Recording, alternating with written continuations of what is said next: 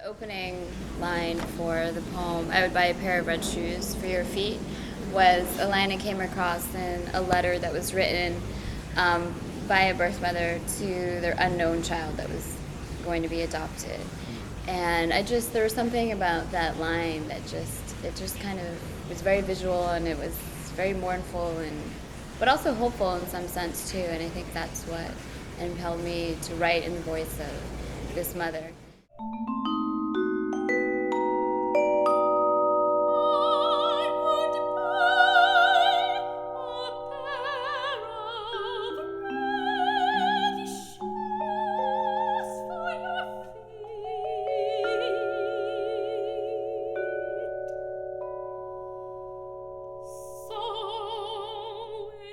Some of them were more sad. They actually told stories about why they were, giving them away, and some of them were a little bit more abstract.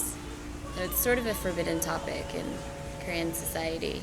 No one will feel the rapture of your heartbeat.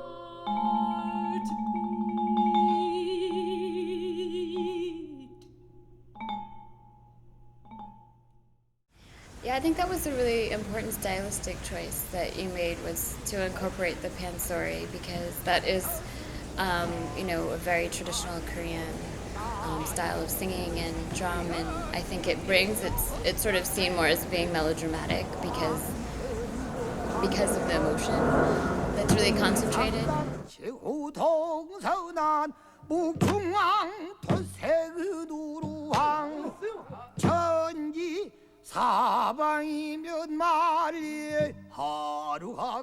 The second poem is written in the voice of the daughter, sort of responding to, not knowing her parents and imagining what that would be like. Imagining what it would be like for the mother to have to give away a child.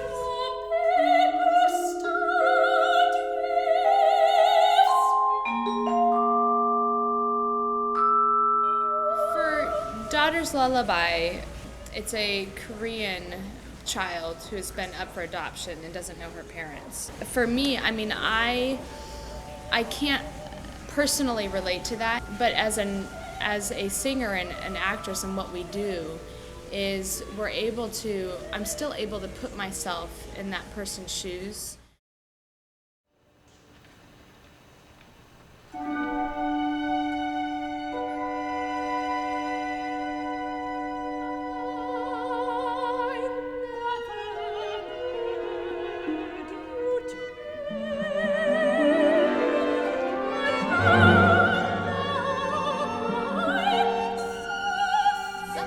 I think with the collaboration process, which is different, is the writers sort of, I feel like I wrote the piece and then it just got transformed. Yeah. So you interpreted the piece as you saw certain emotional, dramatic moments, and then you also interpreted it as well. So I think there are it is kind of this collision of three different artists working together. So yeah. Is this offensive to you? No. I think it was just interesting to see the process work. So. Yeah.